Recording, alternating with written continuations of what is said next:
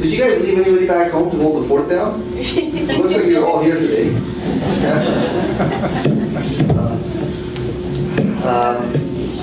Those of you who have not met me before, haven't seen me before, I've delivered my testimony at nauseum in this area, maybe a dozen times or more. Last time I was here, and this time I was here. And yesterday I shared my testimony here, and the plan for it was to give an introduction of who I am, where I came from, how I ended up here, and also to set up the foundations, if you will, about what we're going to talk about today. And what we're going to talk about today, I'm going to share with you a little bit about the foundations of Islam. Hopefully this will work the way it's supposed to work, so we can actually have some visual aid with things. It'll help. Make things a little more tangible, if you will. And you notice you have some handouts.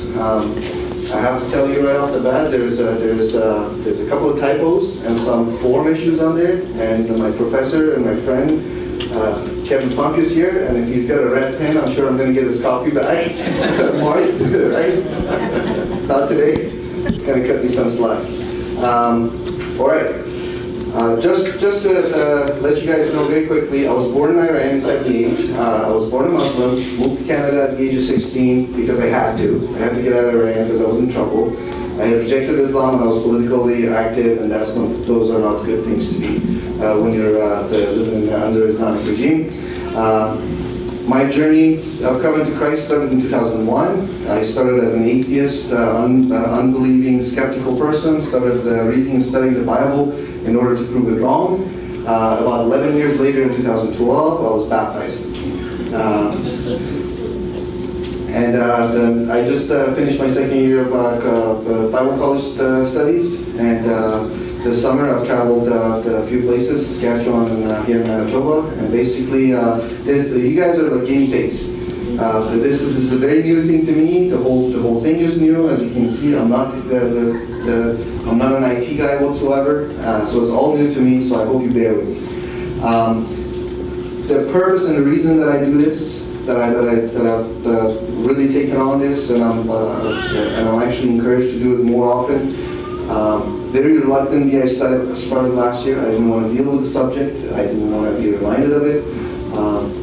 But my background, the fact that I speak some of the local languages which pertains to this makes it more understandable to me. I know where to look. I know the basics of it. And also, as I've said before, I'm the right shape to speak about it without getting without anybody being able to take away from the message by pointing the finger of prejudice, if you will, which eventually will happen. I don't know how they're going to justify that, but they will. That's on one hand one of the reasons that's telling me that I should. It's a subject matter that comes naturally to me. On the other hand, it's love. It's love for the people that Islam affects. And the first group, as I said last night, the very first group of people that Islam affects are Muslims.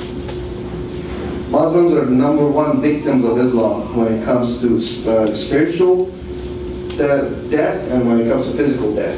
80% of the people in our world that die from Islamic terrorism are Muslims. Number 2, the group of victims are everybody else. The rest of humanity is also victimized by Islam. So I have love for people. I have love for humanity. Every human being is a potential son and daughter of God. If they're saved, if they're spiritually saved, you want to preserve their life. If they're not spiritually saved, you want to help save their soul. So either way, they need to be helped. Either way, I feel an obligation to do it. On the other hand, I also am motivated by anger, and there I use the word hate. I hate error. I wallowed most of my life in different errors, in different cults, with different wrong ideologies. Now, it's by the grace of God that I've moved on. I didn't stay behind in any number of those. but I cannot stand there. I use the analogy of a farm dog seeing a coyote by the fence.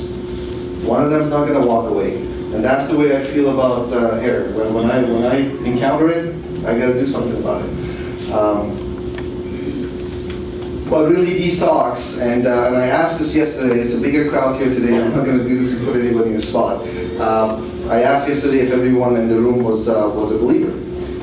It doesn't make a difference too much, but it gives me a bearing point of who I'm speaking to. But the fact is that I like to talk about this subject to everybody as a means to educate and inform them and start a conversation. Now, you could be a Christian, you could be a Muslim, or you could be anything in between. This is going to affect you. This issue is going to affect you in one way or form, and sooner or later, this is going to affect you. Now, I want to put out a challenge. I've said this before, I could not care less about being politically correct. I like to be factually correct. I don't have any problems stepping on your sensibilities and hurting your feelings. Now, everybody, when it comes to having opinions about Islam, everybody's got an opinion, whichever side of the spectrum they're on. But the facts are facts. And I'm not even going to try to approach this too much from a Christian's point of view. I'm just going to approach this from a logical point of view. This dissection of Islam and what it stands for. And I will do a comparison of Islam tomorrow at the wrapping up with Christianity, so you can see the contrast once we've actually discussed the matter. But the challenge is this: if you find anything wrong factually with what I say, please come and tell me so I can correct myself. If you find something that doesn't sit well with you because it doesn't go along with the narrative, it doesn't go along with the political correct atmosphere, it doesn't go along with the Canadian mindset of not causing the trouble and not starting a kerfuffle, that's just too bad. I'm sorry. Now, you either think that it already have a mindset that Islam is a false ideology, or you think Islam is a correct ideology, it's just different, but it's no different than Judaism or Christianity, like you claims, or you couldn't care less. And if you couldn't care, you're probably not here today. So I'm not worried about the third category. Now, the desire at the end of the day is to inspire every single person who's here, who's listening to this stuff. Because I'm not a scholar of Islamic sciences. I am not a scholar of the Arabic language. I have minimal understanding of them, if I can say. I've said it before, there are giants in the field who know so much more than I do, and when they drop a crumb, I pick it up and I come and present it to you.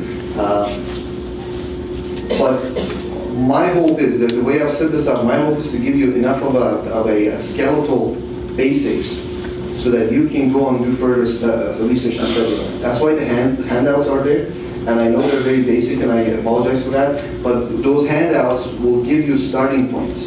Now, you have all the information at your fingertips on the internet, in bookstores, and you can find out, if you spend the minimal amount of time, you can find out all of this stuff for yourself and go further. We are living in a world today where, if you listen to the world, there are certain phrases that are used, and we had this conversation earlier. You hear things like fundamental Christian and liberal Christian. Or you hear radical Muslim versus the moderate Muslim. And these phrases, these titles are misnomers. They're there to be red herrings. They're there to throw you off. Because if you believe in an ideology like Islam and Christianity both claim, which is an absolute truth ideology, that's an ideology that's exclusive and says this is the only truth. If you believe in that ideology, then you're all in or not in at all. You either believe the whole of the Bible and all the Orthodox the core beliefs, or you don't. You either believe and practice everything that Islam says, or you don't. Otherwise, these labels are just there to confuse you and to enable people. So if somebody's out there throwing out half of their Christian values and are calling themselves a liberal Christian, they're really just justifying something they know is wrong. If the Muslims in the West want to turn around and say we are moderate Muslims, we don't believe in what the other side is doing, then what they're trying to do is either justify to themselves that we want to keep the label of Islam, but we don't really want to pay the price for it. Or they're deceiving you, which I'll get to, which is one of the first concepts I want to speak to you about. Now,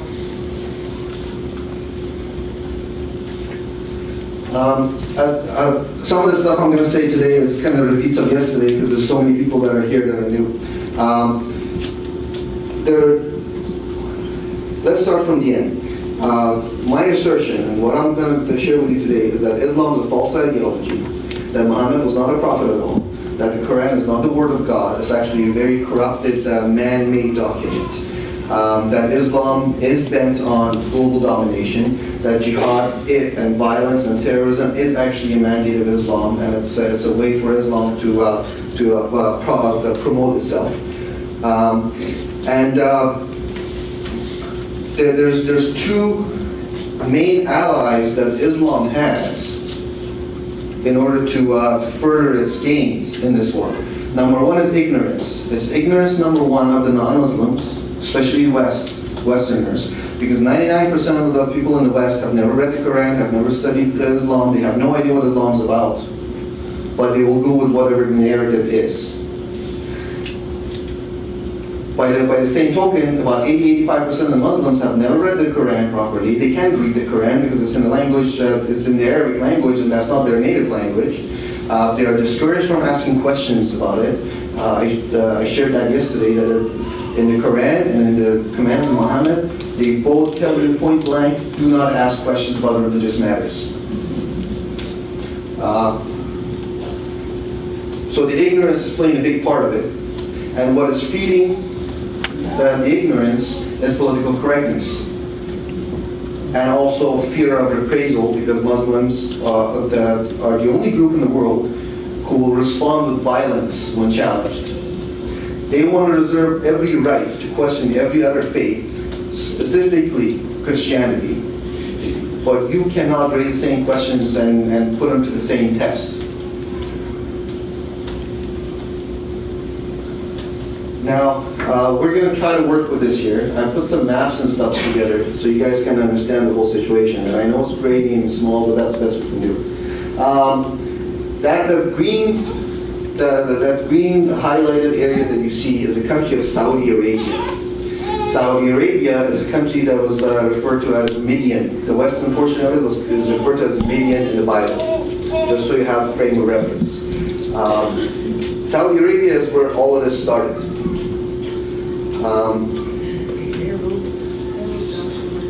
Still there down? Yeah.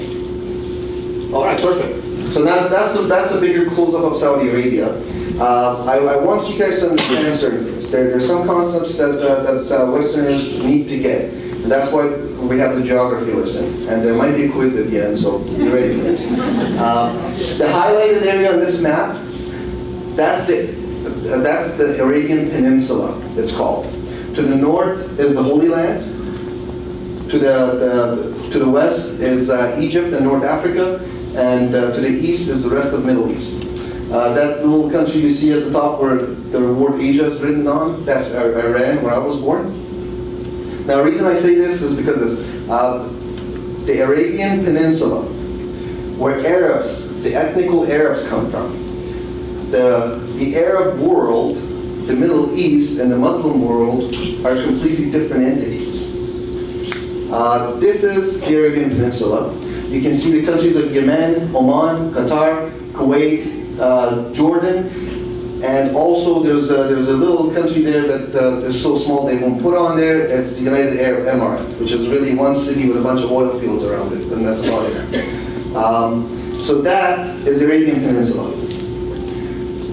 The yellow areas that you see now, that's what the Arab world is. And if you're going to ask, how come the ethnical Arabs come from the Arabian Peninsula, but the rest of this is called the Arab world.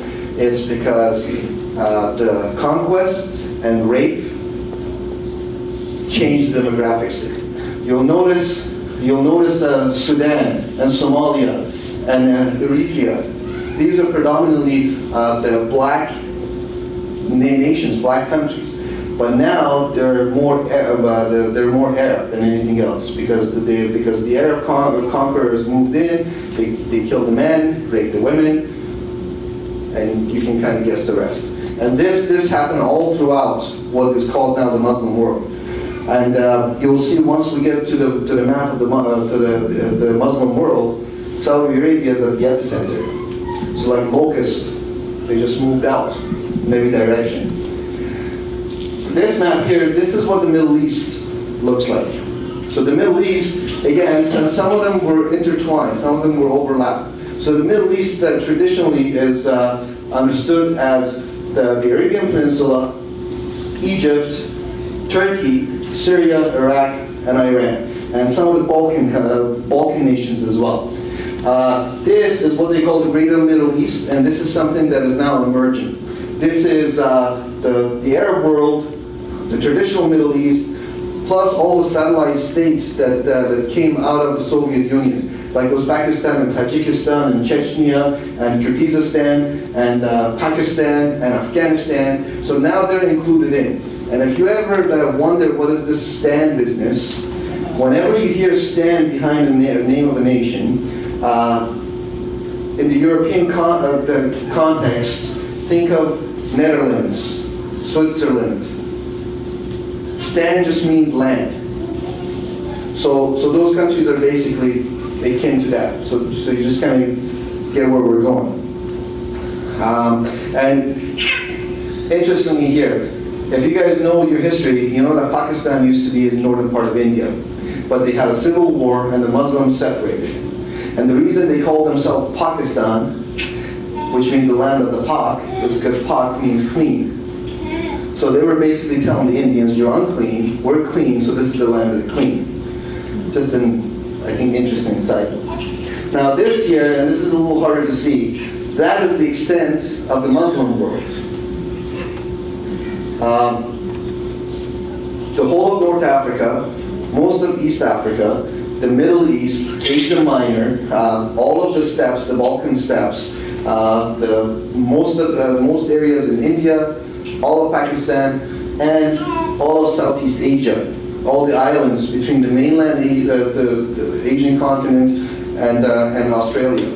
And something you have to realize is this: majority of Muslims live down there on those islands, specifically Indonesia.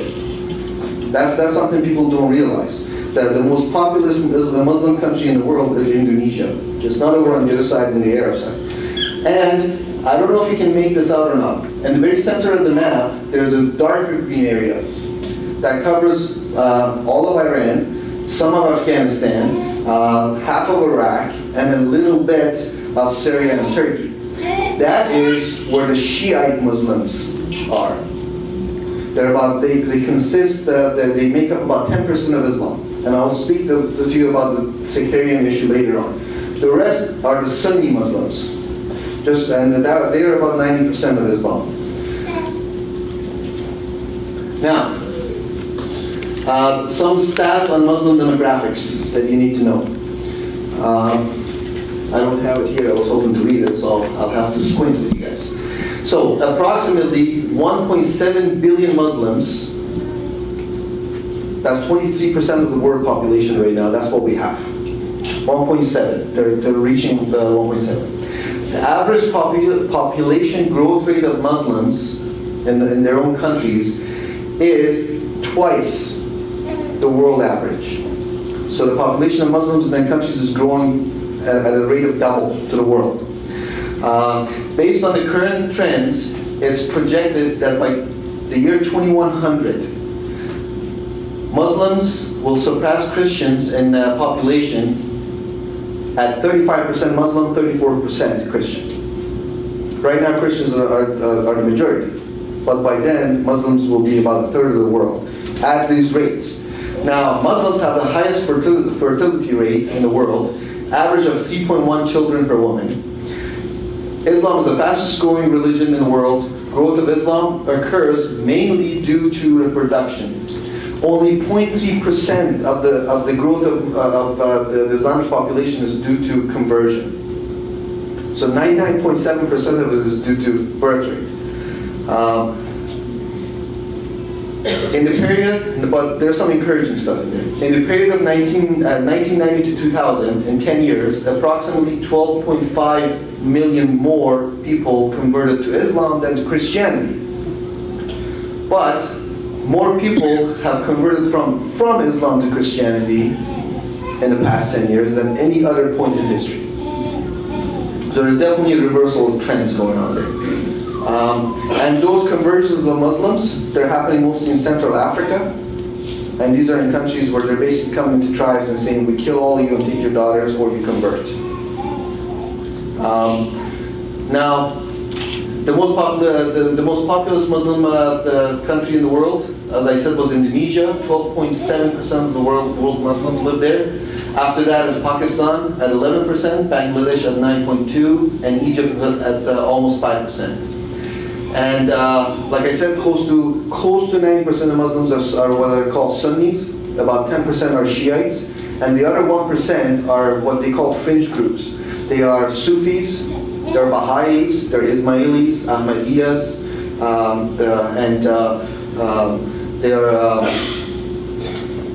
those are about the main four. Now, the differences in the Muslims, I'll get to in a minute. But there are, on your sheets you'll see, there are some phrases first that I want to quickly pass by. The Quran. Now, the full title of the Quran, as I've written down, the Quran means recitations. That's what the name means. The full title of the Quran is Al-Quran al-Kareem. Now, when you see al again in front of the Arabic word, it's like saying the. It's just an emphasis. That's why you hear a lot of al in Arabic. Al-Quran al-Kareem, which means, I'll get to the meaning in a minute. It was revealed to Muhammad over a 23-year period. It wasn't all in one piece. It was a gradual, so-called revelation. It was memorized, and these are kind of claims of Quran, and I'm going to refute most of this stuff later on. It was memorized and collected by his followers. Islam claims that the Quran is a perfectly preserved and the verbatim word of Allah. And I'm glad that they actually make that assertion, because everything that I use to refute Islam is from Islamic sources themselves. I don't go outside of Islam. And I truly think that it was God's grace that preserved the Quran for us to use it later to indict them with their own words. You will see, I've brought a couple of examples for you guys here. I got lots of Qurans in different languages. You'll see a lot of Qurans that have these words on it, the Holy Quran. And that's why you have the question mark there.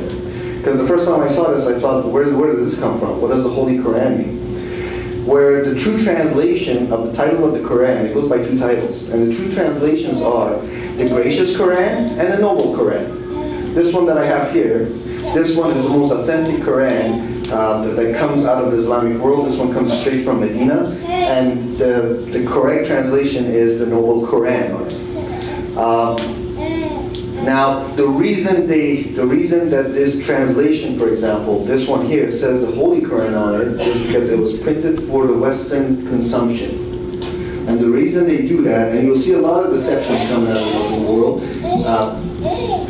starting with the translation of the title of their book. The reason they do that is because the Holy Quran induces feelings of familiarity, because you guys are used to the words Holy Bible. And because Islam makes the claim that the Quran is connected to the Old Testament and New Testament, and our tradition is Judeo-Christian tradition, you see that, and if you're not educated about the subject matter, you say, that must be also the Word of God. Now, one when you study the Quran, and you don't really need to study the Quran, all you need to do is kind of get some of the basic glimpse of what the Quran says, you will realize that it is holy. And you can't see the spelling there, but you'll see that it's holy like that. That's the kind of holy the Quran is. In every aspect, scientific, the biological, geographical, about creation, about the Old Testament and about the prophets, everything that it makes claims on, it is so off the mark that sometimes it's laughable. Now, this is more of a close-up of Saudi Arabia again. Now, I want to make this a point here. You'll see 4 cities marked out there. On the right is Riyadh with the star, and Riyadh, or Riyadh as they say, is the capital. But the 2 most important cities in Saudi Arabia are Mecca in the south and Medina in the north. Those are the most important holy cities. And some people wonder, they say, well, why is the capital all the way over there in Riyadh? There's a reason for that. I didn't download the rest. I think Oh. I ran way too fast. Oh, that's all right. That's all right. I was already reserved to the fact that we'll have to not use that. Yeah. I'll go outside and try to download. If you want to give it a try. Now, the reason that I put that up is this. I have pictures for you of highway signs outside of the city of Mecca, where the sign basically has 2 arrows pointing. And on the left it says, Muslims only to Mecca. And on the right it says, non-Muslims, and it's exits. Because no non-Muslim is allowed to step foot in Mecca. Because non-Muslims are unclean, and Mecca is a holy city. Because Mecca is a shrine and the epicenter of Islam. It's supposed to be where when Muhammad got his start, he received his revelation. It's the home to the Kaaba. The Kaaba is that black draped cube-shaped building that Muslims go to perform pilgrimage in. And we'll get to that in a bit. Now, the Quran I mentioned to you, the Muslims say the Quran is a verbatim word of God. Then you have another phenomenon that's called the Hadith. The Hadith are a collection of the deeds and the sayings of Muhammad that have been collected through basically the different followers of him, relating these events, these conversations, to the people who collected it. Now, originally, 60,000 of these were collected, but they were categorized into different levels of authenticity. And about 2,600 of them, between 2,600 to 7,000 of them, are sahih, which means fully correct.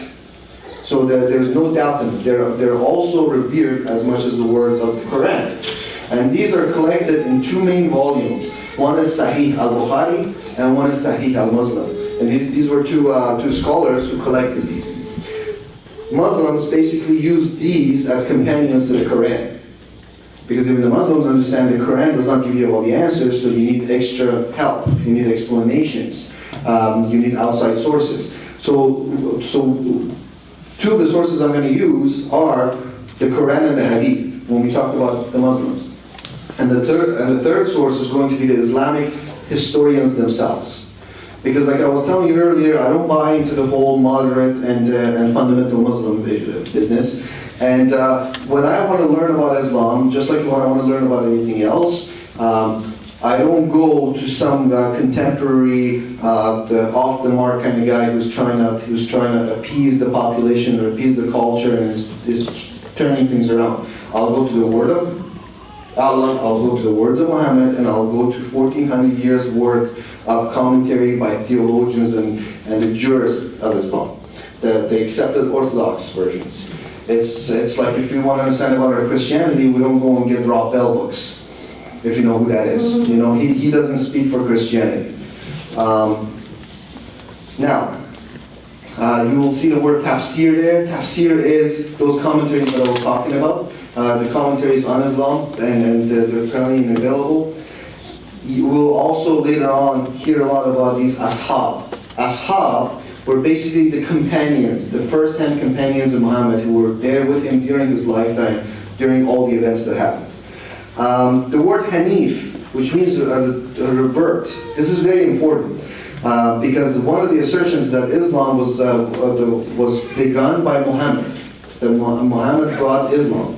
But the fact is, the idea of Islam and Islamic monotheism existed before him, up to 2,900 years before him. The Hanif, they still, some of them exist. They were basically people from, like I said, almost 3 millennia before Islam, who believed in the Abrahamic religion. They were not Jews, but they believed in Abrahamic monotheism. They basically had a misformed version of what we have today as Judaism. It's very much like the idea of Samaritans. Samaritans were not considered Jews, but they had a form of Judaic beliefs. So the Hanifs were basically very much similar to that, but they lived in the areas in northern Arabia and in Iraq. And this is going to be very relative later on. The most notable Hanifs in the Islamic period were Muhammad's first wife, Khadija, and her uncle, who was actually a Christian convert, and he was also a scribe who wrote in Hebrew. So he was versed in Hebrew, and that's again very important for later on. Mecca, as I showed you, Mecca is the city that Muhammad was born in, lived in. The Kaaba is that cute building, as I told you. The Qibla. The Qibla is really interesting, and I really wish we had those the slides. The Qibla is the direction of the Kaaba. Muslims have to pray towards the Qibla. If they pray towards any other direction, it is not accepted of them. And you might think, well, what does it matter? The earth is a globe. So no matter which way you stand, you're eventually going to point to the Qibla. The reason is, according to Allah and according to the Quran, the earth is flat. So therefore you have to stand in a certain direction. Now the first Islamic Qibla was not Mecca, it was Jerusalem. This is during the early periods of Islam when Muhammad was trying to endear himself to the Jews, and the Jews still somewhat believed him before they fully rejected him. Once they rejected him and he started to hate the Jews, then he said, forget about Jerusalem, now we're going to face towards Mecca. When you go into a mosque, if you ever go into a mosque, there's a giant niche on one side that points the way to the Qibla. If you go into an Islamic, if you're in an Islamic country and you go to a hotel, you will see markings on the wall or on the furniture, on the floor that points to the Qibla. And if you don't have either one of those, you can go to a specialty Muslim store and buy a special compass which points to the Qibla, to wherever you are. Now the mosque. The mosque is not even an Arabic word, it's not an Islamic word. As I will show you later on, the whole idea of Islam, most parts of Islam, about 90% of the Quran are plagiarized. The Quran itself has about 10% of material that is very new, and those 10% are the horrible parts of it. The other 90% are plagiarized from three faiths, from Zoroastrians, from Persia, from the Old Testament Jews, and from Christians. And they don't even give credit when they use it. The Quran doesn't even say that I'm quoting this out here. The word, like the word mosque, actually comes from the word masjid in Persian, which used to be the Zoroastrian firehouse. The Muslims took it, and because in the Arabic alphabet you don't have G, they interchanged it with J, and they turned it into masjid. And in English we call it the mosque. The concept of abrogation is very important. As you must know, the abrogation means to denounce something, to change something, to basically reject something. There's a concept in the Quran called abrogation. As I said, the Quran was revealed in a 23-year period. About half of it was revealed during the time that Muhammad was in Mecca. The other half was revealed when he moved to Medina. They're very, and when you pick up a Quran, you're not going to see it in that order. What they have the Quran printed is in the order of length. So it starts with the longest chapters and it goes all the way to the shortest chapters. So they're interchangeable. But most Qurans and most online the resources have an index of what chapter was a Mecca verse and what chapter was a Medina verse. And the big contrast when you start separating from each other is that the verses that came in Mecca were very peaceful and non-violent and appeasing and inclusive. The verses that came in Medina are very violent, exclusive, all about murder and killing and taking of booty and world domination. And they're also very much pointed at Christians. The number one subject of attack in the Quran is Christians and the concept of Trinity, as I'll tell you later on. How are we doing? Are they all on there? Yeah. Oh, I took off cool. too fast. I was so excited. No worries. So that's Wait, I'm not. technology, right? How did they do it back in the day? I don't know. So what happens in the Quran is this. Muslims would come to Muhammad and say, Muhammad, you brought us a new revelation today, but it contradicts the revelation from such and such time ago. And Muhammad was getting caught in his own lies. Liars don't have good memories. So he said, let me go ask Allah. And the next day he came and said, there's a new revelation. Very much like Joseph Smith, right? He said, there's a new revelation. Allah says, any verse that we change or we cause to be changed, we meant to do that. So the new verse actually abrogates the old verse. So if we said there's no compulsion in Islam back in Mecca, and now we say no other faith but Islam will be accepted of you, that second one goes. If we said you're only allowed to have 2 wives, and now we're saying 4 wives, that takes precedence. So that's the concept of abrogation. And Muslims either don't know this, or they use your lack of knowledge about this to try to change the subject, to try to put up a defense. So that's the sign I was talking about. It's a little blurry because of the way things are, but the green sign on the left says Muslims only to Mecca. The red sign on the right says non-Muslims exit. That's the grand the Meccan mosque, or this is like the Vatican of Islam, and that little cube in the center, that plays a big role later on. I'm actually going to use the images of that and facts about that to show you how Islam is actually a pagan idol worshipping religion. That's exactly what it is. And their idol is still there to this day. I'll show you pictures of them, or it. So that's the niche in the walls of the mosques. That points the way to Qibla. Wherever you are, you go into a mosque in any country, any nation, you'll find that. Now you see the 2 images on the right? The one on the right top, that's the roof of a motel room.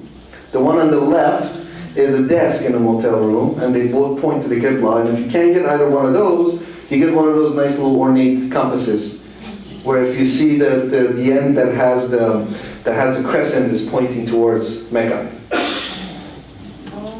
Yeah.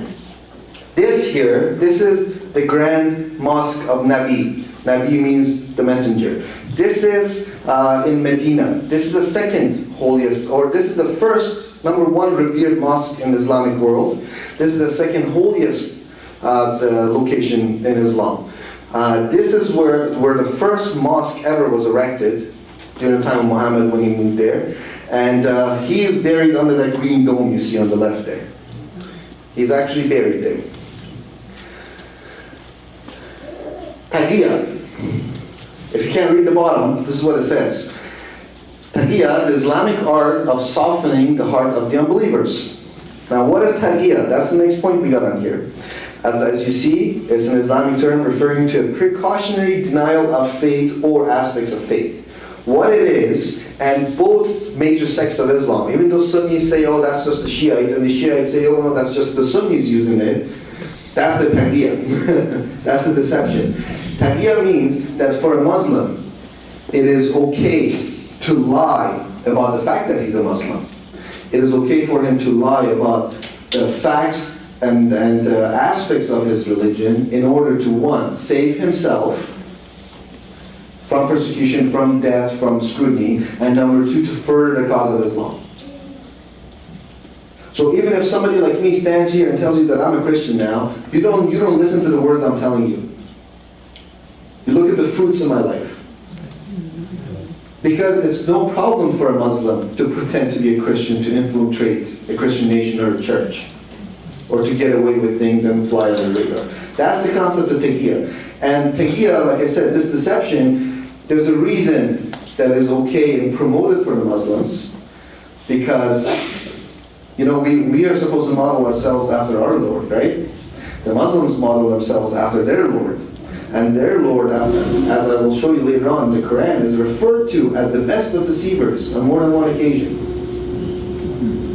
So obviously that's a trait that they would have to emulate. And I think Bible readers know who the best of deceivers is, right? Right. Now, the next concept, the concept of ghanima, or in Arabic, ghanimat. This is war booty. Plainly as war booty. And it was the first motivator of the original Islamic wars. Muhammad had no muscle, if you will. Nobody cared for what he had to say until he instituted legal taking of war booty. And all of a sudden, every Bedouin two-bit the sword swinger was under his banner, because they said, well, we can go and kill and plunder different tribes in different cities, and we can take everything they got, and we're actually, doing God's work, Allah's work. Now, here's the thing.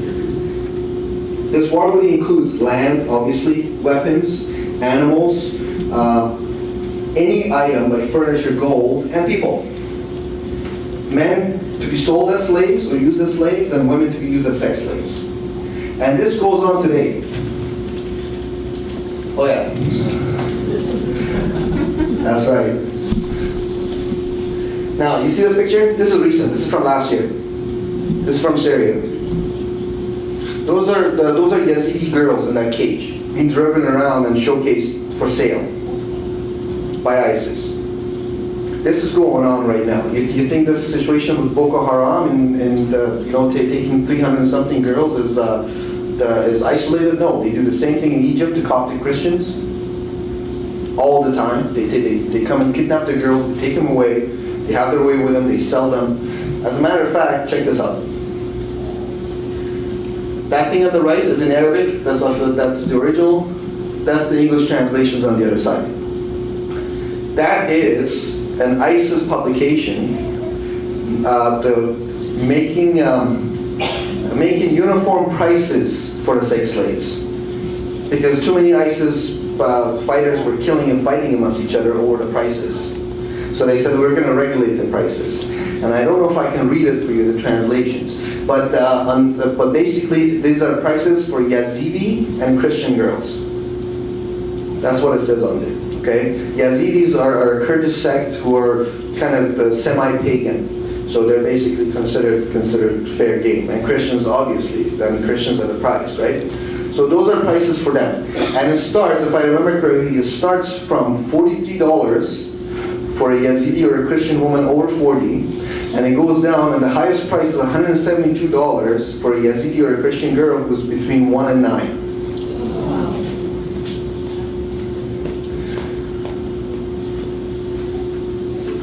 Now, Islamic monotheism. I'm going to jump over that part where it says Islam according to Islam. We'll get back to all that stuff. Some of that mentioned here. But here's the thing. I want to basically talk to you about what Islam really is, how the system works. Now, Islam has 6 articles of faith.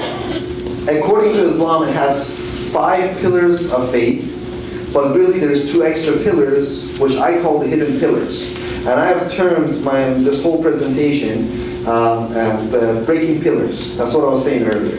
Because once you break the pillars, the roof comes down on this thing. And you don't need to use any outside sources to do it. Use their own sources about the issue. Let me give you an overview of, if you're a Muslim, how things work for you. According to Islam, Allah is the only creator. He created all of creation, including humanity and the angels, for the sole purpose of worshiping Him. But Allah has the concept of predestination. Allah is creator of the good and evil in Islam. And He creates both of them for His own pleasure. And He predestines all good things and bad things. Calvinists got nothing on Islam when it comes to predestination.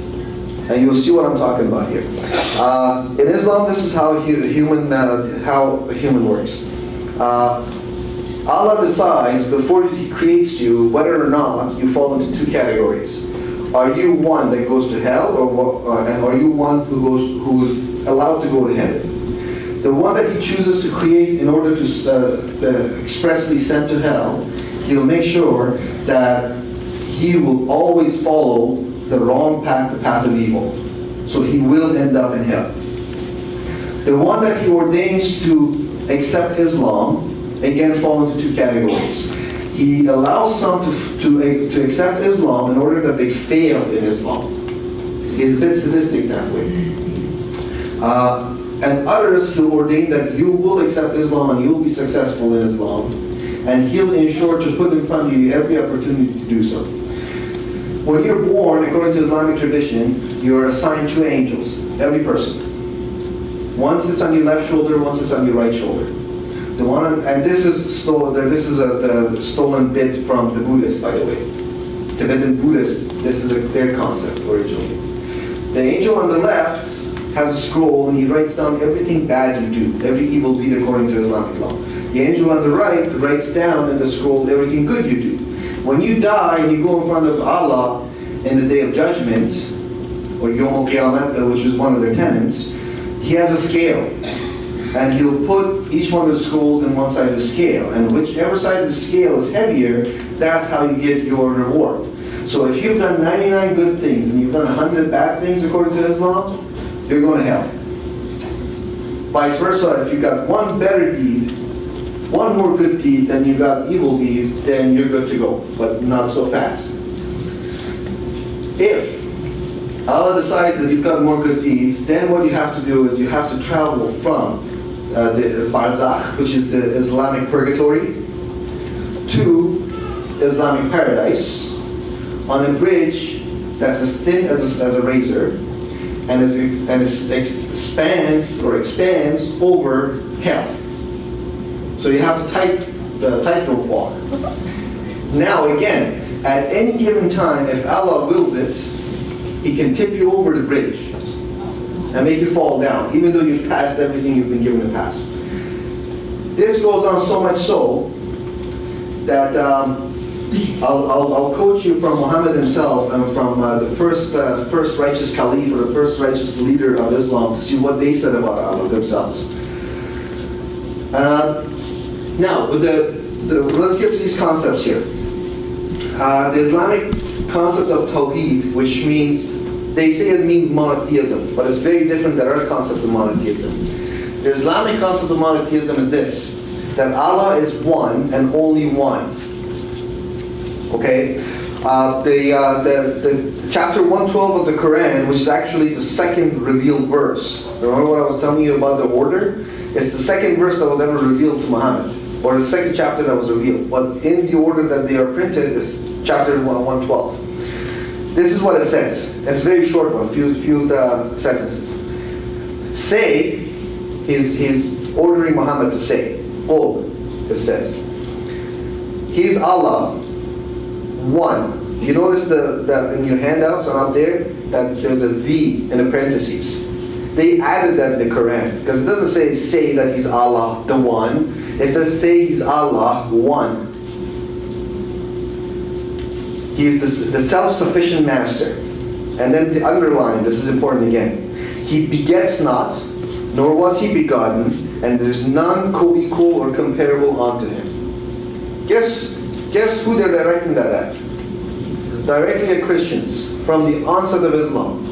That God is one. He's not the Father. He's not the Son. He doesn't have any the co-rulers. He's not comparable to anybody. direct attack on Trinity. So the Islamic concept of monotheism is a singleness of God. Now, we in Christianity, and this was one of the biggies that I had to get my head around, was Trinity. It was hard to understand. And I kind of botched this yesterday, but I got it up there, so I won't botch it today. Now, Christianity has three persons of one God, right? And the best way I've ever heard this explained, I know there's tons of different ways. I was sharing it with a brother yesterday, and I was saying, you know, when I want to put it in kind of layman's term, I'll say that I am a son to my parents, I'm a father to my daughter, and I'm a husband to my wife, helper, if I'm a good husband, and I'm one person. Those are my three personalities, if you will, right? Those are my three persons towards different audiences. But Rabbi Zacharias, I hope you know him, if not, look him up. Rabbi Zacharias puts it this way, and it's perfect. He says that the unity of diversity within the community of the Trinity explains our position. And incidentally, those words, unity and diversity, are the basis for the word we use, university. That's where it comes from. So their concept of monotheism, when they turn around and say we're monotheists, their concept is very different than ours. And based on their concept, guess what they call Christians? Christians are constantly referred to as polytheists, worshippers of multiple gods. That's the Quranic term. For the Jews, it's the deceived. That's their nickname in the Quran. And for the Christians, it's polytheists. The second article of faith, and these are mandatory belief systems. You must believe in these things if you're a Muslim. Okay, it's just kind of like we have our creeds and our value system, or what do we call it? What do we call it when you go on a church website? They have, what is it? Statement of faith. Statement of faith. So this is like a statement of faith, but it's mandatory and must be uniform for all Muslims. Second is malaik, which is a plural of malek. And those of you who know Hebrew will know that it's a similar word in the Hebrew language, and it's for angels basically, or angelion in the angelion, I think it is in Latin or in Greek. Now, you must believe in angels. Why do you have to believe in angels? Because angels started the whole revelation with Muhammad. If you don't believe in angels, then revelations of Muhammad fall apart. Because Muhammad never had a direct contact with God. There was always an intermediary, and they call him Jibreel, which is supposed to be our Gabriel. But wait until I tell you where they got that from. Number 3, funny looking word. It's not wahi. It's pronounced wahy. And wahy is basically it's a revelation. I had a good word for it earlier, but I forgot to put it in here, and I can't remember it. Now, this is the thing. Muslims believe that the Word of God comes as revelations. They believe in 3 sets of revelation throughout history. Number 1 is what they call the Torah, which is the Torah or the Pentateuch, the first 5 books of the Old Testament. Number 2 is what they call the Injil, which is the Gospels. However, they dispute and say the 4 Gospels that you have in Christianity are corrupted versions. We believe in the Gospel of Jesus. Now we know Jesus never wrote a Gospel. He had a Gospel. So they play words that way. And number 3 is the Quran. And the Quran is a perfect uncorrupted version, conveniently. The 4th article is what they call Anbiya. And this one's great. Where were we? I wish you guys could see that. I'll read this for you. So, in Islam, the belief is that there have been 124,000 prophets sent by God, starting with Adam, ending with Muhammad. 124,000. Out of these 124,000, only a few are named in the Bible. Actually, 25 are in the Quran. Only 25 are named in the Quran. You have to take the rest on faith. That Muhammad knows them, he just didn't think it was important to put their names out. The most notable of them are Adam, Noah, Abraham, Moses, and Jesus. Now, on the note, I got Jesus underlined so you realize that they're referring to Jesus as a prophet. Okay? Now, this little list up here is the list of the so-called prophets from the Quran. Now, I don't know if you can read it or not. Starts at the top with Abraham, or with Adam. Goes from Adam to Enoch. Goes from Enoch to Noah. Skipping a whole bunch. We know our Bible, right? So basically it's saying that Adam begat Enoch. Enoch begat Noah. Noah had 3 sons. Well, he did, right? But look at the names of the Noah's son. Abraham, Saleh, and Hud. So Abraham was Noah's son.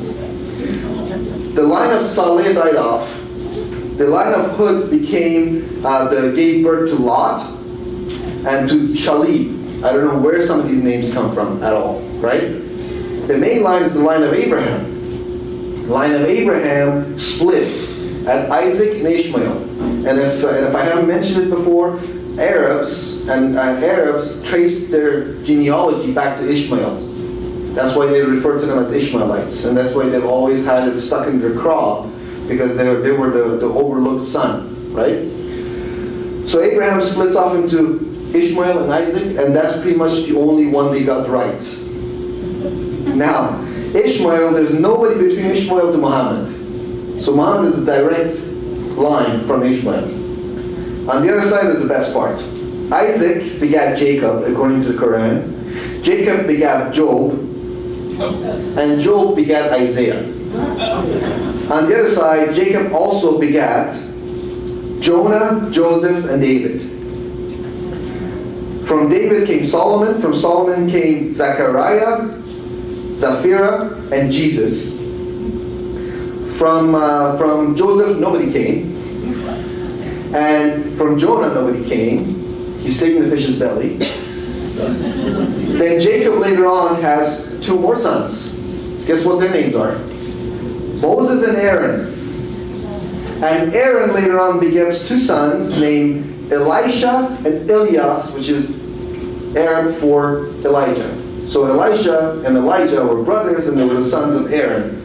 And Aaron was born way after everybody else.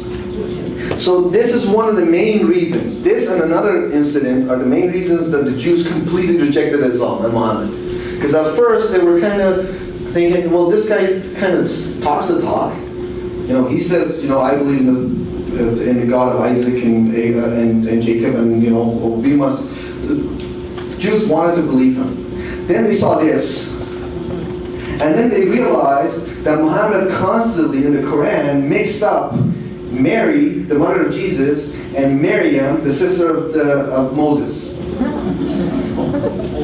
The Quran says that Jesus was born from Miriam, the sister of Aaron. And when the Jews saw that, they laughed him out of camp. And they didn't like that, so he began massacring them. And they haven't stopped. So this is the constant, and these are beliefs you must have in Islam, right? Next one, they call it Yom Ad-Din, the day of reckoning, the day of judgment, the day of counting. And that's what I was talking about. That one day, there's going to be a day of judgment. Now, they believe that all human beings are going to be bodily resurrected. That's a familiar concept for us. Now, all their good and bad deeds, like I told you, with the scale, are going to be measured. And then they decide which one goes to hell, which one goes to heaven. But the thing is, Allah knows beforehand, because He created them for those places, so I don't know why He's going through all of this stuff. He can save a lot of time. Now, the last one is really interesting. This is called Qadar. And I know, unless you're French, you can't pronounce Qadar. You can't do that throaty thing. But Qadar is Allah's divine will. Allah can choose to do anything, and everything is His choosing. You know, inshallah, have you heard that before? You know, Muslims are always saying, inshallah, inshallah, Allah willing. They do everything they can possibly do, and at the end of the day, they don't know if it's going to work. So they say, inshallah, we'll see if Allah lets it happen. And that's the concept of Qadar. You have to believe in that. You know? Now, the pillars of faith, these are the most important ones that I like to talk about. Let me see my time here. That was your last one. Was it really? was there more? Oh, there must be a lot more. Oh, I go back. Technological issues. How did you say I yes? noticed it was black earlier. I thought maybe it would load up. Yeah, me too. It's okay. We're doing good? Yeah. Yeah? Okay, maybe I'll move less this way. You guys won't get it. So, this is what Muslims say, that there's 5 pillars to Islam. These are 5 mandates. Islam is a religion of works, mind you. So there's constantly stuff that you have to do. And again, like I said, I assert that there's 7 pillars. The other 2 are known concepts. They won't deny them, but they'll say these are not pillars of faith. But I'll show you where in the Quran, it mandates that they do this. And the last one, being jihad, which is the hot topic, is actually the main one that they have to do. It's the only guarantee that a Muslim has to enter paradise without Allah deciding to tip him over, is to die while killing non-Muslims. That's why suicide bombers do what they do. That's the only way they can get a full guarantee. And the reason they want to go to paradise is because the Islamic paradise is basically a place where every carnal desire, sexual desire, earthly the comfort that you could think of on earth, even things that were forbidden to you on earth, will be provided for you there. Rivers of milk and honey plus wine. Here they give you 80 lashes or they cut your head off if you drink wine, but over there you get the rivers of wine. Here you have to abstain from the extramarital relationships unless it's with your slave girl. There they give you 70 virgins. Boys or girls, mind you. I'll show you that too. Anyways, rabbit trails. I was telling somebody earlier, I'm like Elmer Fudd. I'm always chasing the rabbits. I blame it on my teachers. Alright, so the pillar 1 is called the Shahada. Shahada technically means the testimony, but basically what it is the creed, is the Islamic creed. You know how we have, we have Lord's Prayer and we have certain things that we say, we accept Jesus in our heart. We don't have it formulated, but it's a concept that is quite familiar everywhere you go. With Islam, your creed, your prayers have to be exactly verbatim based on the original. Like when Muslims pray, they don't willy-nilly make things up. You don't have any original prayers in Islam. That's why I still to this day have a hard time with prayer. Because I'm used to memorizing something and there's prayer for this, there's prayer for that, there's prayer for healing, there's prayer for money, there's prayer for your son, there's prayer for a job, there's prayer if there's a strong wind at night. There's a prayer if you make a mistake and step into the bathroom with your left foot, which is forbidden in Islam. If you step in there with your left foot first, you have to say a prayer before you do your business. I kid you not. I kid you not. So, Shahada meaning testimony is basically this. And I won't make you repeat it, because if you repeat it, you're going to become Muslims and then we have to baptize you and everything all over again. And this is the interesting thing. When they translate it for you, they translate all the words as God. But as I'll show you later on, that's not correct. So the correct translation of it is this, that I testify that there is no God but Allah, and Muhammad is the messenger of Allah. And you say that, and you're Muslim. Press one. Catch is, you can never leave. You leave, now you're apostate, and we kill you. Right? Pillar number 2, salat, or the prayers. Now, this gets confusing sometimes. The prayers are always recited in Arabic. There's technically 5 daily prayers. The Sunnis pray them in 5 separate times. The Shiites pray the same number of prayers, but they combine 2 sets of them, so they pray 3 different times in the day. Before sunrise, before sunset, and at noon. But the amount and the numbers are exactly the same. Now, why is there 5 prayers? This is an interesting. This is according to Muhammad. This is and I had them up there. I wish I could get it. Maybe she'll bring it so I can give you the exact reference numbers. So, when they asked Muhammad, why do we have 5 prayers? He said, I ascended. Again, rabbit trail. Muhammad's main, his main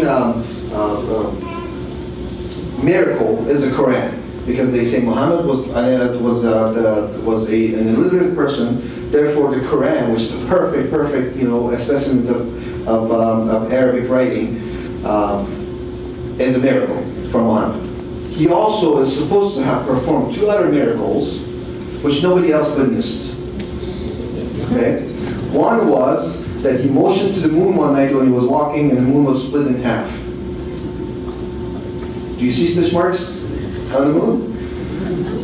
The second one was that one night he was sleeping and he was woken up by Gabriel, and Gabriel said, "Come and get on this flying donkey." And the donkey flew him from Mecca to Jerusalem, and in Jerusalem he ascended from Temple Mount to heaven, and he met Jesus and Moses and Abraham and everybody out there, and they had a good time. And then he had an audience with God, and God, and remember, he basically has said you have to believe in angels because angels are the only intermediary between Allah and human beings. Okay? But now he's contradicting himself again. He's saying, oh, I had an audience with Allah, and Allah told me to bring 5,000 daily prayers for my followers. 5,000. As he's coming back down, he meets Moses. Moses just kind of standing in the corner, kind of hanging out. He's like, oh, hey, Muhammad, what's going on? You coming from seeing the big guy? Yeah. So what did he give you? Well, he gave me 5,000 prayers for my followers. I don't know how I'm going to make these guys do it. And Moses tells him, I'm satirizing it a bit, right? So Moses tells him, you need to go back and barter with God. When I was up on Mount Sinai, he gave me 1,000 commandments.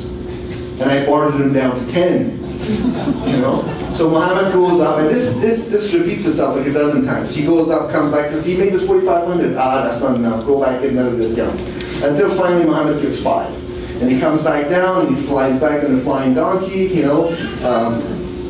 air, you know what? And basically the next morning he reveals this to his followers, and now you need to do five prayers every day. So that's where this comes from. And all of it has to be in the direction of the Kaaba.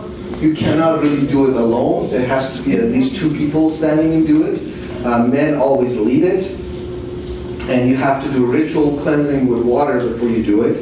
And if you don't have water, you use dirt. And this dirt business comes up later. When I speak to you, when I talk to you about Islam's relationship to women, you're going to want to remember that. Pillar 3 is a two-point thing. It's called the zakat and the sadaqah. Now, zakat is a giving of alms. It's kind of like tithing. It's done once a year on an annual basis. It's 2.5% of your entire worth. So your entire worth has to be calculated, and there's special imams that sit there with little, accuracies, and they figure it out. Okay, this is how much you're worth. And you give 2.5% of it. That's mandatory. Then there's a voluntary thing. If you have more, the sadaqah, you give that, and that goes to the poor. So the one that's mandatory goes to the imam in the mosque. And if I'm not mistaken, I saw one report one time that they had calculated the amount of the zakat that was collected in 1 year, and it was actually 15 times greater than the entire world's charity donations. Oil money is not enough. This is how much money they got to play with. Now, here's the interesting thing. These are new concepts in Islam. These came after Muhammad. Because in the time of Muhammad, again, this is something we'll talk about in jihad, there was no zakat or sadaqah. There was the khums. And the khums in Arabic means 1/5, the 20%. And basically the Quranic mandate was that when you take war booty, and there's at least 4 chapters of the Quran that's just dedicated to war booty and how it's supposed to be dealt with. When you take war booty, 20% of it is dedicated to is the share of Allah and Muhammad's family. to be split. Now guess who got to split it? So Muhammad took Allah's share and said, don't worry, I'll send it to him. You know, special courier. That's where this whole thing started. So basically, this is how the sequence worked. I have brought Islam. Everyone has to be a Muslim. The world is for Muslims. If you don't become a Muslim, we kill you. We take everything you got. And it's God's work. And I get 20% of everything my guys take. It's a protection racket. You know, it's gangsters, and that's what it was. Pillar 5 of the Quran is this. And this word here is an Arabic word psalm, but it's not used by all Muslims. Like the Muslims in Afghanistan, Iran, and Pakistan, we call it ruza. Okay? So, but psalm is the official word for it, and that's fasting. Right now, we're in the month of fasting in Islam. The month of Ramadan is a fasting month. Interesting side note. In the month of Ramadan, more food is consumed in the Muslim world than any other time of the year. Because the Islamic fast works like this. It's not like our fast. You know, we fast, you know, if I have a condition, I'll drink a little water. Like, it's not like, do not. It's a whole different concept, right? You don't have to fast at a certain time for a certain length of time. Islamic fast is for 1 month, from the moment the sun rises to the moment the sun goes down. You don't drink anything. You don't eat anything, you don't smoke anything, you don't put your head under the water, and you don't touch a woman. You don't have sexual relations. That's your fasting. There is provisions made for the really old people that have to do medication and stuff like that, but you have to pay somebody to take fast for you another time of the year. You know. And then this happens a lot. If I, for example, was a Muslim, and my father died, and for the past 5 years of his life he didn't do his daily prayers, I have to calculate the amount, go to the imam, pay him for that, so he can do the penance on behalf of my father. Now imagine if an imam is basically a priest of a mosque, right? Imagine if an imam is in a backslidden Muslim neighborhood. Imagine how many people's the forgotten prayers he has to do. Mathematically, it's impossible. So he's just getting money from some duped idiots. That's what it is. Also, this month, when Muslims talk about their sacred months, it goes back to the Arab culture, and the Arabs had sacred months where they did not shed any blood in those months. One of those months is Ramadan. Now Ramadan is the most violent month in the Islamic world. It's the most active time of Islamic terrorism. When it's supposed to be their sacred month not to shed blood. Pillar 5. I'm guessing lack of food and water does something, right? It crosses the wire. Pillar 5, official pillar 5 is the Hajj. You've heard the term Haji? That's where it comes from. The Hajj is pilgrimage. It happens in a certain month, Zul al-Hajjah, or Zul al-Hijjah. And you have to go to the city of Mecca. Only Muslims are allowed to do this. Every Muslim is obligated to do it at least once in their lifetime. I've known people, and I know of people who are poor, and they've saved up all their lives to be able to go for this thing. And sometimes they have to enter a lottery in order for their name to be drawn out. And some kind of disaster happens every time at these pilgrimages. Either there's stampedes that kills hundreds of people, or cranes fall like this year. The crane came down and like crushed a whole bunch of people right in front of that little idol house. You know, if something happens every time, but people still flock to it. And it's a huge source of revenue for the Saudi Arabian government. Because imagine out of 1.7 billion people in the world, how many are coming and how many are spending money, and you know, and it's like the old temple days. Each person has to buy a sheep or a goat or a cow or a camel to slaughter it there, and there's a lot of money involved. There's a lot of indoctrination involved. Now these are the 5 pillars that the Muslims will say are the official pillars of Islam. The other 2 that I was speaking to you about, one is da'wah. Da'wah means invitation. Dawah is basically evangelizing, mission work, Islamic style. Dawah is one of the 2 things that Muslims have to do in every situation, because the mandate of Islam is, like Christianity, to be spread around the world. The difference is Christianity relies technically on the evangelism and mission work only. Now, we can argue about the old days and how the Christian message was perverted, how the political movements in Europe and all that stuff, and we can talk about that stuff. Let's not kid ourselves. There have been times in Christianity where the rulers, the powers to be, have taken advantage of Christianity and under the banner of Christianity have done expansions. You know, like look at South America and what happened in South America. It wasn't really for the love of those people to be saved. It was like, let's take their land and let's justify it under the cross. But I get sidetracked. Here's an interesting thing. And this dawah is actually a part of jihad. Okay, and I'll explain to you how that works. And there's three main societies, three main organizations in the world right now who are at the forefront of Islamic evangelism. Now look at those names. I wonder if it seems familiar to anybody. Number one is the Muslim Brotherhood, Ahawar al-Islamiyya, the number one terror group, the grandfather of every terror group you deal with today. Every single terror group that you deal with today started out of these guys. They started practically after the fall of the Islamic Empire, the Ottoman Empire. These guys came up. They went underground. Number two is Jamaat al-Islamiyya. And if you don't know about these guys, look them up. And number three is Tablighi Jamaat, which is very active. You know, all those no-go zones in London, Europe, and all those attacks on speakers at Speaker's Corner in London, that's all these guys over here. Now the third one, the biggie.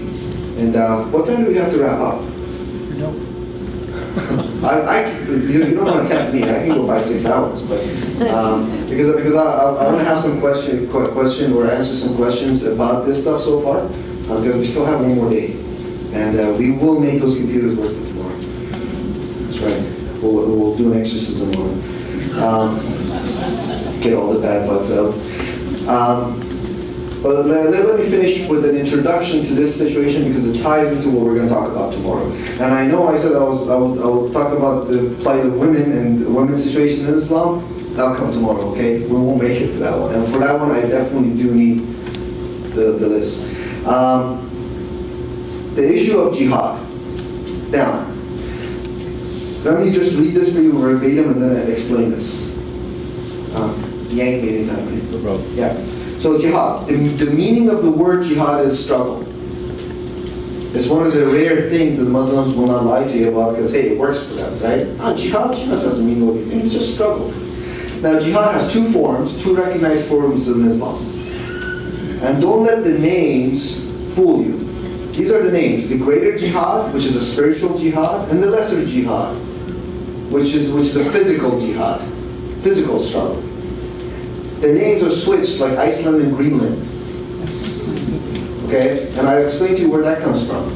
Out of the several dozen times that jihad is mentioned in the Quran, every single time it refers to an armed attack or conflict. And every time it refers to an armed attack or conflict on non-Muslims. Every time.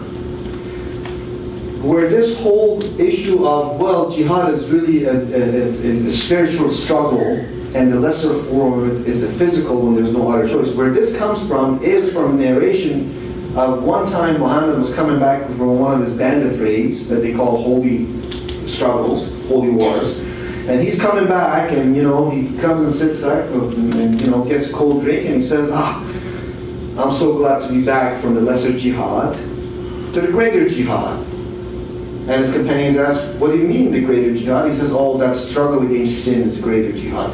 That's what the whole thing is based on. They forget about those several dozen times where jihad is referred to as war. But still to this day, even with the Islamic apologists that you talk to, you say, what does jihad mean? They have to, at the end of the day, admit to you that jihad also means fighting, and it means holy war. Now, jihad actually has three different types. There's three different types of jihad that people have to realize. And again, I'm kind of setting you guys up for tomorrow, okay? There's three types of jihad. Number one is fighting jihad. In the old days, they picked up a sword or a spear and they went to war. Today they pick up an AK-47, strap a bomb, you know. Lord forbid, someday they're going to have a suitcase bomb or something like that. That's fighting jihad. That's the number one mandate. The only time Allah ever mentions the word love is Him professing love in the Quran for those who commit jihad in His name. The only time, the only people Allah loves is jihadis. Okay? Allah loves Osama bin Laden. The second type, if you cannot physically go and perform the fighting jihad, then you finance it. It's called money jihad. That's what Saudi Arabia is good at. Mind you, they send a lot of boys to the front. People forget the majority of the 9/11-19 were Saudi Arabian. You know, but George Bush wasn't that great at geography, so he kind of got it mixed up, you know. Yeah. Anyways. If you cannot perform fighting jihad, or if you cannot contribute to money jihad for the fighters, then you commit the third one. And the third one is called muhajirat.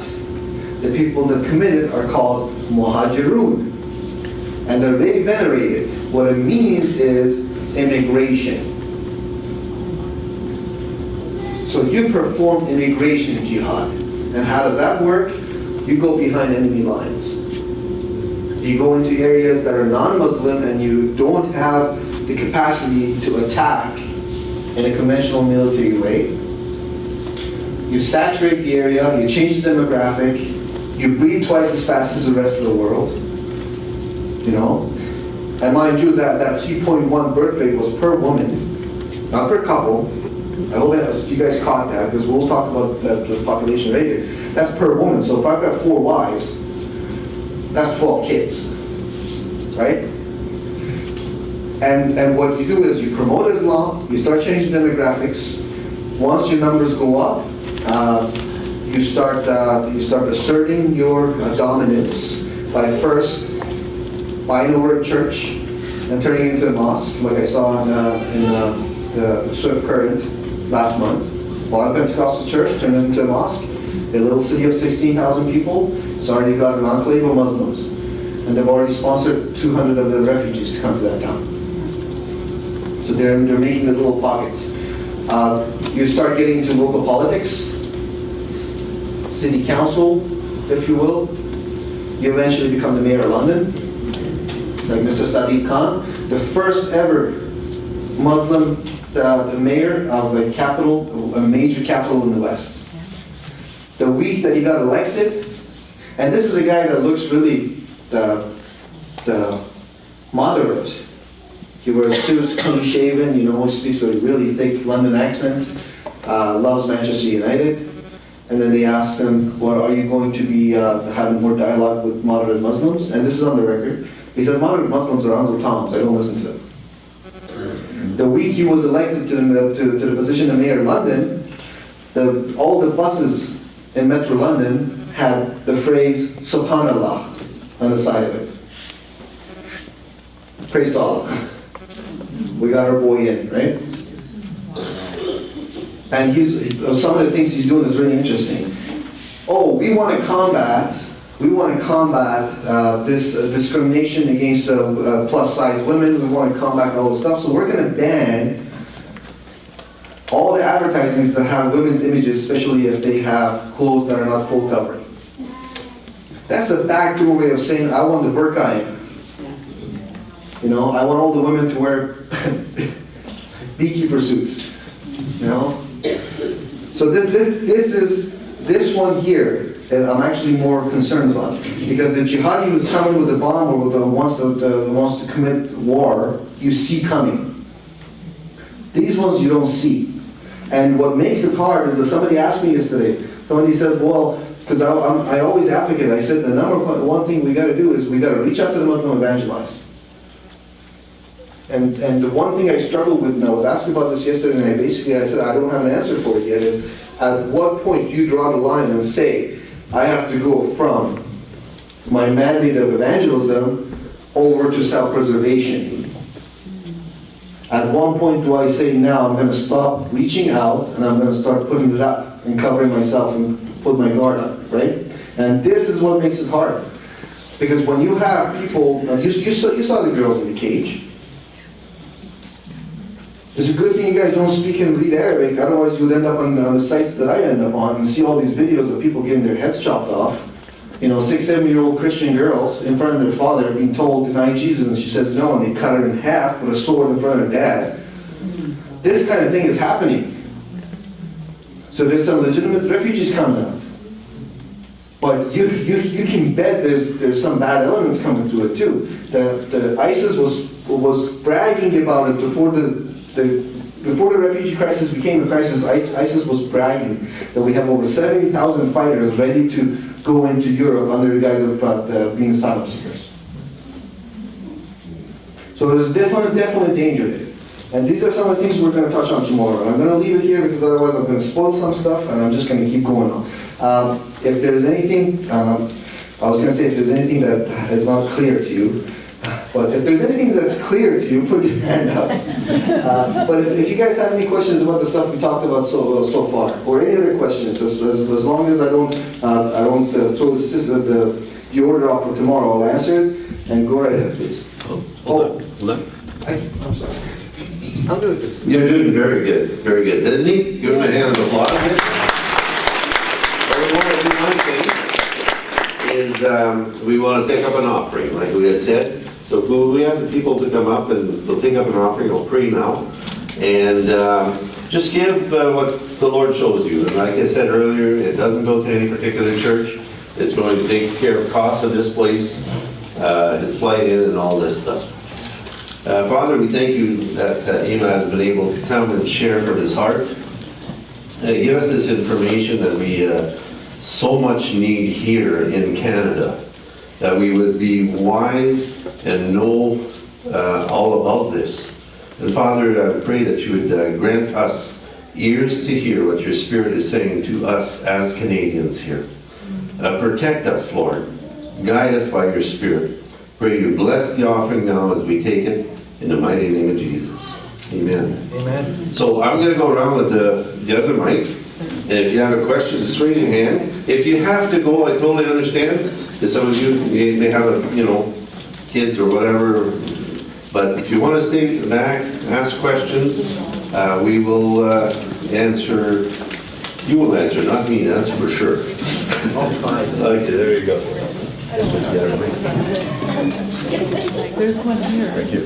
Any other questions? We're closing up the issue. Has your life ever been, Use the mic. has your life ever been, yes, Yeah? Unfortunately, not yet, which means I'm not doing it right. I was sharing yesterday that World War II pilots used to have the saying that if you ain't catching flag, you're not over the target. So I haven't really received flag. I get the kind of snide comment here and there online, and it's like, oh, you shouldn't be talking about this, it's not right, stuff like that. I haven't been physically threatened yet, but the day I do, then I know I'm over target, right? And I'm not worried whatsoever. I'm not worried whatsoever. It's just not that I'm insane, okay? But I believe in certain biblical concepts, like greater is he who's in us than he who is in the world, And when my time comes, when my number's up, he's gonna call me up, I'm good to go. But no, not yet. Not yet. Anybody else? Don't be shy. All the time. It's all included in the tickets. I don't know how much truth this is, but when a mosque goes up, there's a crest on the mosque, right? For the crescents, Yeah, there's half and full. What does that mean when it's half and when it becomes full? it doesn't necessarily mean anything that is half or full. The crescent of the moon, I'll get into why that's a symbol of Islam. What really matters is not what's on the mosque, it's the fact that the mosque is there. Because in Islam, the concepts are this. When you put up a mosque on a piece of land, when a Muslim, they don't even have to build a structure. If a Muslim was to stand somewhere and spread his prayer mat and pray, He's claiming that piece of land for Islam. This is why I'm so wary when I hear about the interfaith prayers, when they bring Muslims into the churches to perform their prayers. And a lot of times they bend over backwards and remove crosses and everything because they can't to pray in the presence of the cross or a Bible. Certain spirits can't perform. You mentioned the name of Jesus, the spirit's gotta go. You put a cross or a Bible there and they can't do it. But it doesn't matter how big the crescent is. It's the fact that the crescent is there and it's on top of the mosque, which means they're claiming victory. They're claiming conquest for that piece of land. Because I was told that when it's half, that means they're not quite conquered. When they close it, it means they feel... No, not necessarily. That's not necessarily It's very cultural. Okay. Like, if you go to Shiite countries, they don't even use the crescent, really. The crescent is not a big thing. Well, I was thinking right? that was more territorial when you're out into nations that you're No, they use it in their own nations too. I mean, Okay. you look at the Islamic nation flags, Yeah. and over half of them have the crescent on it to show that this is an Islamic country. And the reason, and I'll give you a little spoiler of tomorrow, the reason is that Allah is a moon god. So the symbol of Islam is a crescent, the moon. And I'll get to that and I'll show you exactly what I mean, Again. I'm ready.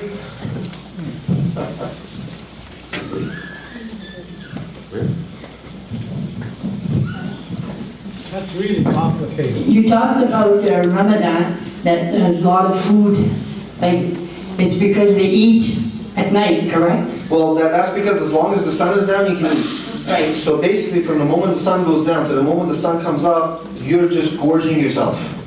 Okay. And then you go the rest of the day. So I mean, the whole concept of the fasting in Islam is supposed to be that you're denying yourself something earthly, that you understand what it feels like to be poor and hungry. But if it's anything but. Like I told you, we always had a feast when it was Ramadan, when I was a kid. You couldn't wait until it was Ramadan time, because then you gorge yourself and then you sleep all day to wait for a time to pass, And it's not necessarily that, because Islam runs on a lunar calendar as opposed to a solar calendar like us, it's a moon calendar. Their calendar is a few days off from us. So the Ramadan month actually moves. So if it's in summer right now, in a few years it'll be in the middle of winter. So it's not like they're always doing it at the same time of year under the heat and all that stuff, So yeah, it's quite a farce. The whole thing is quite a farce,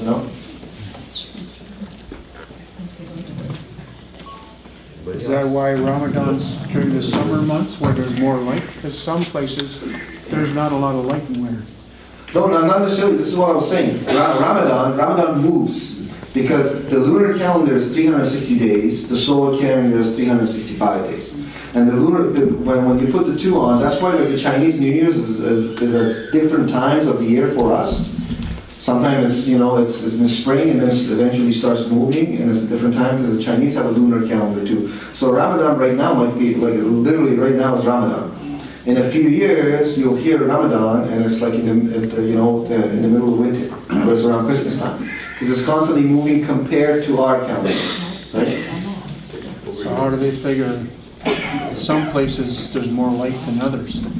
You're talking about where they are depending on what Some Muslims Ramadan is. have to fast longer? Well, the places where the days are longer, the days where you have 6 days of light, like Alaska, those will be the last bastions of non-Muslims. They'll wait until the end to invade those places. Yeah, over here. Yes, ma'am.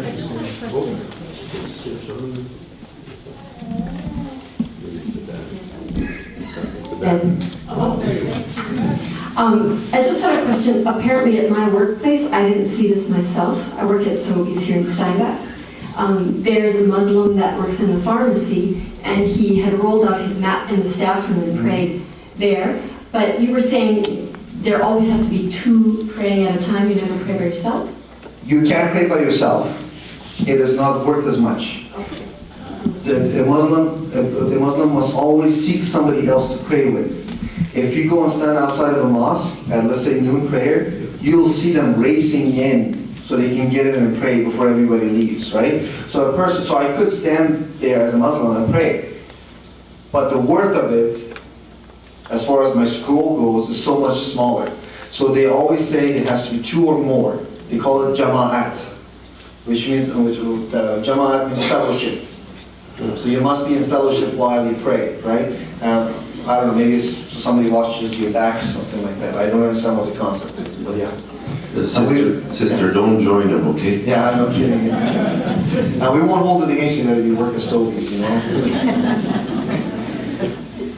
You mentioned Shia. And Sunni. Oh yeah, I forgot that one. So what's the difference? Iran and which other country is Shia? Iran is almost all Shiites.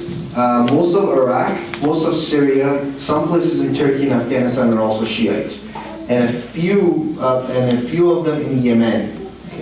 The rest of the Muslim world is Sunnis, and the split happened this way. When Muhammad died at the age of 63, because he was poisoned by a Jewish woman whose husband and family he had just murdered. When he died, he did not appoint a successor. So after he died, kind of his ashab, like I said, his companions got together and said, how do we choose a successor to him? Because now we've got the beginning of an empire. We're on a roll here, right? One group said, we must choose from between us one of the most trusted of his companions that we all agree on. That would be his tradition. Because when it came to who to attack, who to kill, how to divide, the division of plunder, that kind of things, he was very democratic. There's honor among thieves. That group said we must adhere to the traditions of the Prophet, so we must elect who's going to be.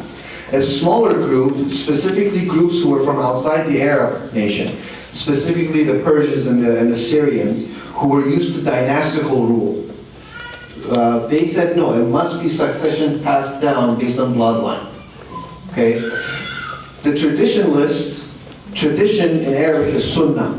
So the traditionalists are called the Sunni because they follow tradition. They elected a guy named Abu Bakr, who was the father of Muhammad's last wife, the 6-year-old girl. We'll get into that in a bit. They elected him, and after him they elected Omar. After that they elected Uthman, where you get the name Ottoman from. And after these three was Ali, who was Muhammad's cousin and also his daughter's husband. On the other side, he was the closest blood relative, male blood relative to Muhammad, but he was chosen number 4 by the Sunnis. The other side, which they said we must follow the way, as in like the Shiite translates to kind of like, I don't know how to explain it exactly to you. It's like the way, referring to a bloodline almost. They were the ones, the dynastical ones. So they said, no, we must choose a male heir from his line, and the closest person he had, because he never had a living son. He had 2 sons who died as infants. He had a stepson who he was very close to, but then he took his wife, and that stepson turned his back on him. So all he had left was Ali, his cousin, and the Shiites said Ali is the first leader, and in opposition to the Sunnis called their leaders Caliph. That's where you get caliphate and the caliphate from. The Shiites called them Imam. And Ali became the first of Imams. And there was a succession of 12 Imams in Shia Islam. The 12th one apparently went into hiding. His name is the Mahdi, which both sides believe in. And when he comes back, he's going to be the Islamic Messiah, which we'll talk about tomorrow. Yeah. But that's where the division comes from. And get this. According to Sunnis, Muslims are really big on killing all non-Muslims, right? Even other Muslims. So you kill all people who come under the term kafir. I don't know if I have did I have the term kafir in here, or kuffar? I didn't touch on it, did I? That's very important.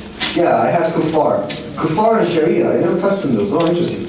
Okay, so kuffar. Kuffar is a plural word, and we're going to hear this a lot tomorrow. Kuffar is a plural of kafir. Kafir means non-believer. Okay? Who are non-believers? They fall under several categories. Number 1 are pagans. Pagans are like Buddhists and Hindus. Okay? Those are pagans.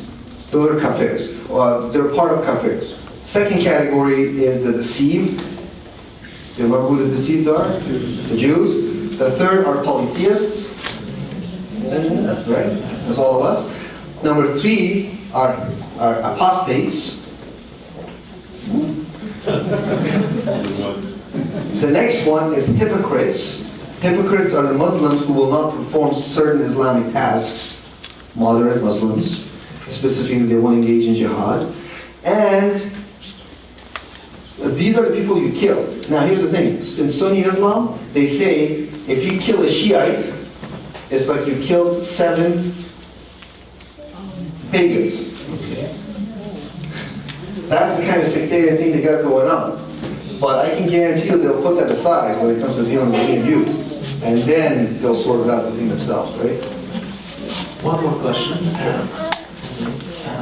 Iran has a supreme leader, right? Supreme leader, yeah, Ayatollah. He's above the president. Is that, when did that start? That started in 1978. The glorious, well, technically 1979.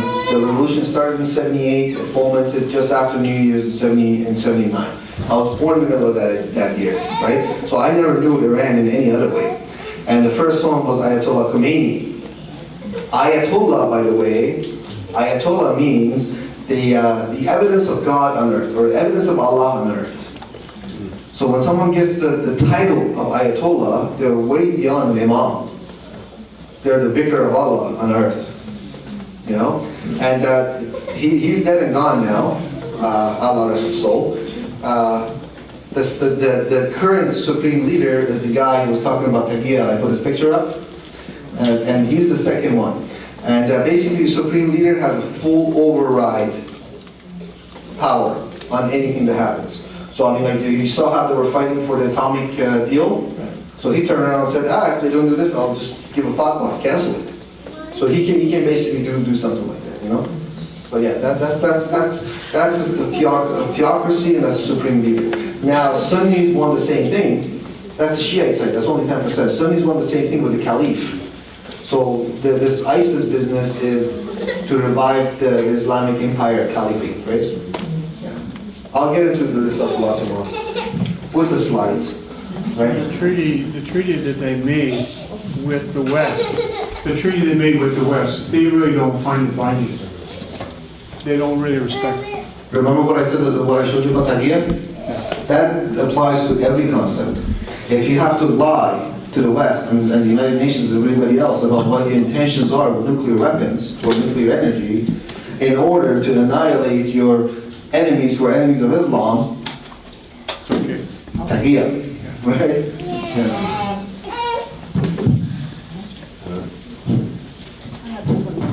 Just a second. After intermission, David is leaving, so let's give him a hand of applause there.